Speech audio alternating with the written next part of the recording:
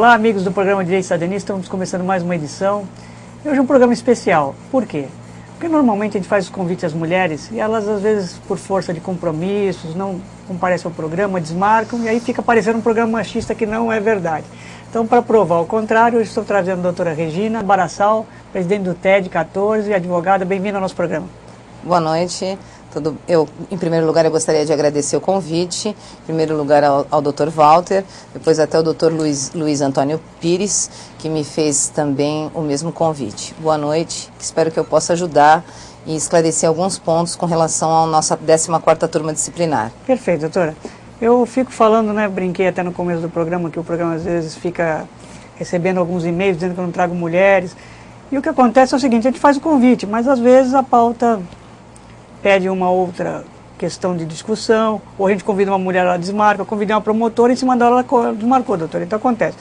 E um assunto que nós estávamos conversando nos bastidores, aqui eu vou até ler esse e-mail aqui, normalmente eu respondo todos os e-mails, viu, doutora? Só se for alguma coisa que eu achar que não mereça resposta, mas mesmo assim eu falo para a produção responder. Lógico.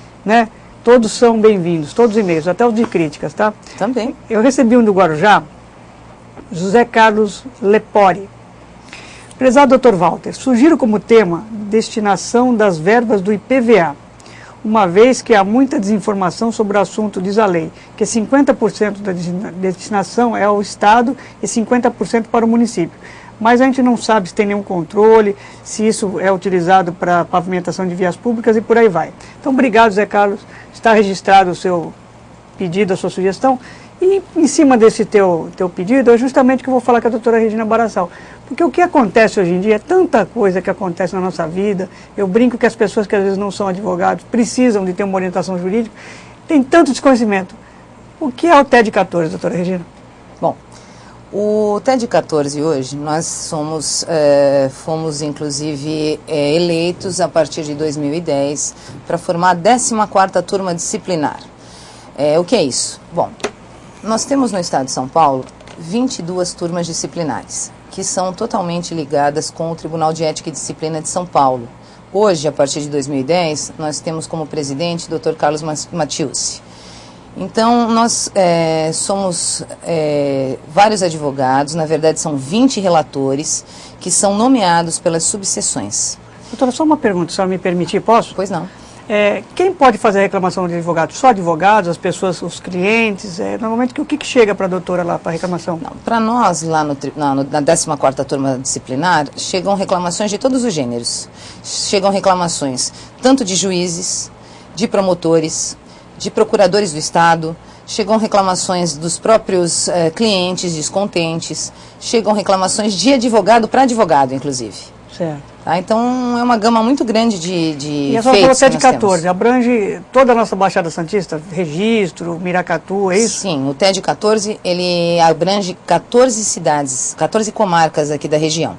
Então, temos Santos, São Vicente, Praia Grande, Cubatão, Mongaguá, temos também Peruíbe, Itanhaém, e toda essa região do litoral sul.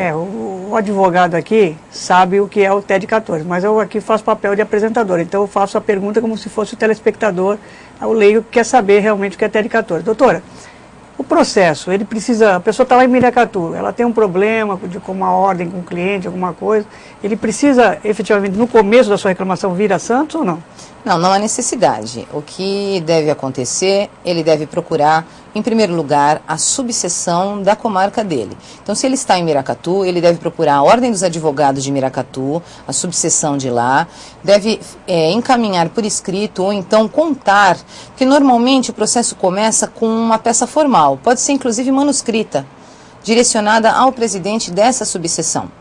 Então, essa reclamação, ela vai ser encaminhada ao presidente daquela subseção, que vai encaminhar também para o próprio membro, que a gente chama de coordenador da Comissão de Ética e Disciplina daquela comarca, e ali o processo será desenvolvido, todas as provas serão colhidas ali e somente depois é que será destinado, será remetido esse processo aqui para o TED 14 em Santos. Agora, uma tentativa de conciliação também é tentada feita na subseção que está o problema inicialmente, né, doutora? Exatamente, a tentativa de conciliação é feita lá até para que o próprio, o que nós chamamos de ou querelante ou representante, a pessoa que se sente prejudicada, ela possa ter meios de não ter que se deslocar até aqui, senão realmente é custoso, né? O que eu vejo hoje, doutora, eu era, depois de tantos anos formado, eu era sempre um crítico, né, dos advogados que não atuam direito, como a gente tem em todas as profissões, médicos, dentistas, garis, tem os bons e os maus, em qualquer profissão. Jornalista, sim, né? Sim. Então, os maus profissionais, eu acho que a ordem pune, né? Tem advertência, tem suspensão, até a exclusão dos quadros da ordem. Exatamente. Agora, é importante que a pessoa se cerque e pegue a informação. O que a gente verifica hoje, não defendendo a nossa categoria, porque eu sempre fui crítico daqueles que trabalham de forma errônea, é o seguinte, que hoje na internet, acha que o Dr. Google resolve tudo. Sim. Olha, eu vi no Dr. Google, advogado, Exatamente. né? Não é bem assim. Então você tem que ver na internet, mas o advogado tem que ser consultado, você tem que ir no fórum, tirar uma certidão, que às vezes você fala lá, ó, meu prazo está correndo. E não é bem assim. Acontece muito isso, né, doutora? Doutor Walter, e o senhor abordou um tema fantástico, principalmente pelo seguinte, veja bem, hoje em dia eu costumo dizer que o próprio aparelhamento da justiça com relação à internet, ela foi um pouco errada, porque nós não temos a mesma velocidade de informações dos processos que são colocados. Assim que aconteceu alguma coisa no âmbito da justiça, ele não é automaticamente colocado no site da internet, no site do Tribunal de Justiça, que dá acesso a todos. O senhor pode perceber que, inclusive, nós somos a única categoria profissional que consta abertura para tudo. Tá certo que os processos são de acesso público, todos têm direito ao acesso, inclusive nos balcões e tudo. Mas tem a faca de dois gumes. Tanto ajudou como também trouxe alguns prejuízos, né? Muitos, porque, na verdade, a pessoa não conhece o vocabulário jurídico, mas ela acha que o advogado dela, o senhor não peticionou, não consta no site essa informação. Então o senhor não entrou com o meu pedido, o senhor se o advogado fosse controlado pelo site, exatamente, né? Então é difícil assim, né? Eu tenho um amigo meu, programa de esporte, eu gosto muito dele, outro dia ele fez uma propaganda, ele falou de disquete. Disquete não existe mais. Exatamente. Não é? É separação, divórcio, já está até mudando a questão do divórcio, daqui a pouco já está diminuindo o tempo aí para divorciar. E um exemplo que eu dei outro dia na rádio, doutora, foi interessante, o caso do Bruno aí do Flamengo. De noite, uma jornalista me perguntou às 11 horas da noite, por que não pediram a prisão do Bruno? Eu falei, calma, não é assim, tem que ter indício, tem que ter elemento. No dia seguinte, já na internet estava.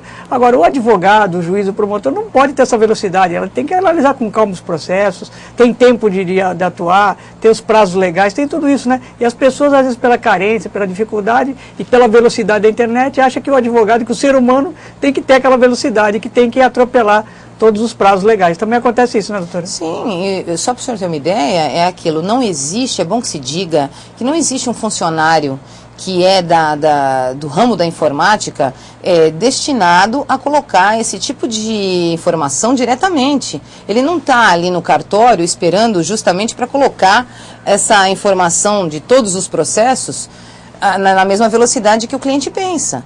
Então isso é muito difícil, isso já ocasionou inclusive até reclamações lá no próprio TED, porque existem pessoas que acham que a velocidade hoje deveria ser a mesma e que, por exemplo, o advogado ele não juntou a petição, ele não pediu o alvará que ele deveria ter pedido. Às vezes pediu e está lá, como o fórum está meio greve, meio não greve, né?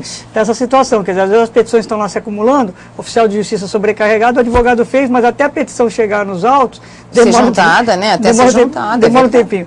Doutora, vamos fazer um pequeno intervalo, tomar uma aguinha, e vamos voltar mais com esse assunto que eu acho que tem outros esclarecimentos a serem feitos. Pois não. Pode ser? Pode ser. Então vamos fazer um pequeno intervalo, não saia daí. Voltamos já.